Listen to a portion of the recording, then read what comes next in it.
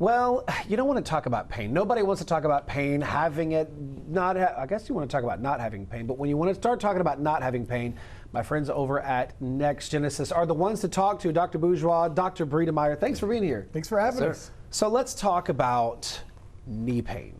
Yes. That's a large box to unpack. So folks who have knee pain, for example, I don't typically talk about myself, but my knees kind of sound like, Rice Krispies when I walk. Oh yeah. And so there's a lot of symptoms that could be telling you a bunch of different things. Let's get into that. What are some of the symptoms folks are going to be wanting to look for? Yeah, so first off, pain, generalized pain, right? It could be achy, it could be sharp, and like you said, kind of the Rice Krispies, the cracking. A lot of times when it gets to that point, patients are told they're bone on bone, and I know a lot of people listening, they've heard that, right? Typically they do surgery, where we do other options. Sometimes the knees can give out, especially if there's cartilage damage, the meniscus in the area. When they go to turn, it'll just kind of lock up or give out and be a sharp pain. Can bring you to the ground, can almost, and that can be very detrimental to doing things that you want to do. Sure. Right? And so I guess the big question is when it hurts is the time to call. But are there things that we should be kind of looking for before it gets to the point where it hurts or it's making a lot of noises or it's locking up or giving out? Are there things that we should be kind of watching? Yeah, of course, if the first symptoms that you get, you need to really do something, because everybody knows, even though we're not always the best at being proactive, at stopping things when they're not really that bad yet, but that's the best way to do it, is really attack it early on. Before then, you want to strengthen the areas, the musculature around, and you want to do any type of joint rejuvenation ahead of time to prevent it from happening, in hopes we could do that. Joint rejuvenation. Mm-hmm. What is that? You mentioned, is that kind of how the body takes care of itself? It is. So it's using the body's natural biologics and abilities to actually heal the area and put the body in position to heal the area without medication or surgeries. It's using what the body already has and then putting it directly into places so it can do the best to actually help regenerate. Well, that's the thing, is like knowing if it's just I'm getting old and these aren't the knees that I used to dance with, or if there's really something else going on. Yeah, and that's why you have to get checked, yeah. Right? It could be a lot of different things. It could be arthritis. It could be cartilage breakdown. It could be just musculature. You really don't know till you get checked. We have to do an orthopedic evaluation. See myself and Dr. Breedemeyer. We do orthopedic evaluation. We do imaging on all of our patients. We want to see what's going on in there. You don't know until you see exactly Sure. what's going on. Whatever type of imaging that we need, we look at. Patient has any prior stuff, we look at that as well. And then we work together but independently in doing all the things that we do at the clinic. Absolutely. So is it safe to say, I guess it's hard when you get into the knee pain. I've had cartilage cleaned up.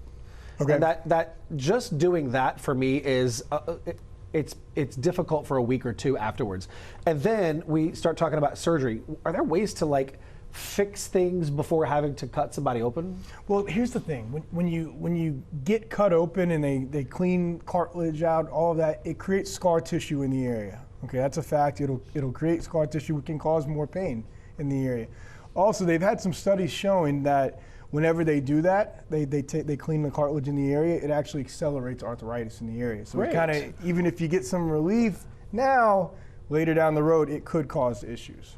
Yeah. So, and then you mentioned bone on bone. That's some of the viewers here. You guys may have heard this before. This might not be news to you. That's news to me. So what does aside from it just knowing that it's bone touching bone, you're damaging the bone when this is happening? Yep, it's when the cartilage is thinned out a lot. There's not much spacing in there. A normal knee is going to have spacing about like this. It's exaggerated right here, but just so you can see well on TV. And then over time, it gets less and less as you damage it.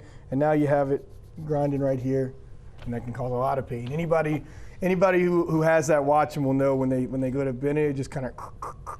It does. Mm-hmm. Mine is like it's a little. It's not loud. Yeah. It doesn't hurt. It doesn't lock up. It doesn't give out. It isn't painful. I can still run a 5K. I can still jump on the treadmill. I can still use the elliptical. Mm-hmm. It's not bad at all. For me, I know that the pain is the sound is there. Yeah. But for those people that are watching, for me, in my case, there's not a lot of discomfort there yet. Yeah.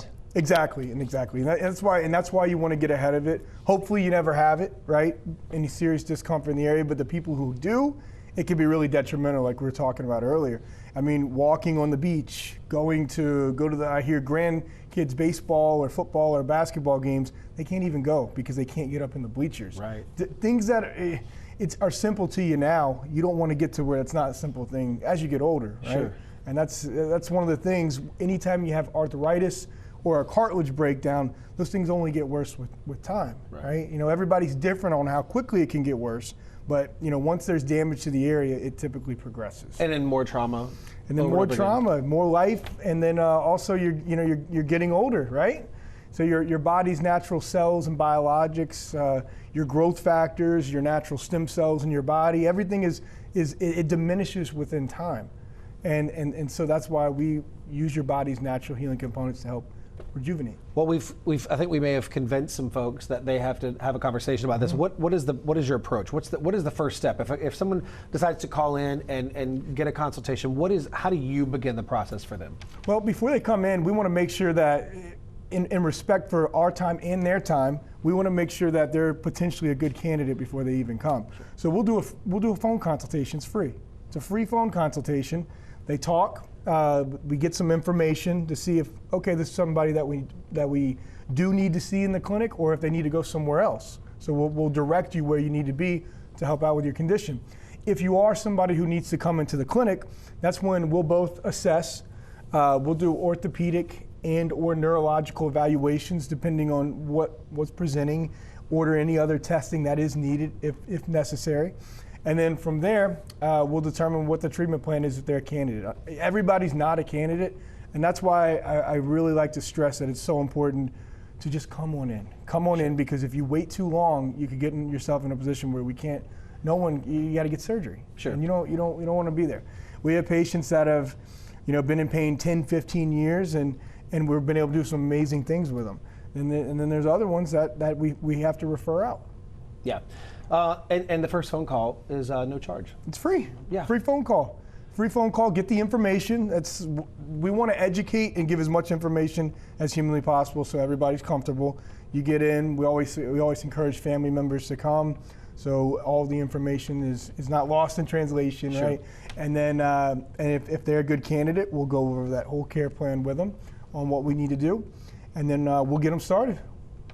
So you heard it. Listen, if you're having any discomfort, definitely, you see that number there at the bottom of your screen. Give Dr. Bourgeois, Dr. Breedemeyer a phone call. Don't wait. You don't want one thing that could be small turn into something that's much larger. Guys, thanks for being here. Thank you. Absolutely. Thank you.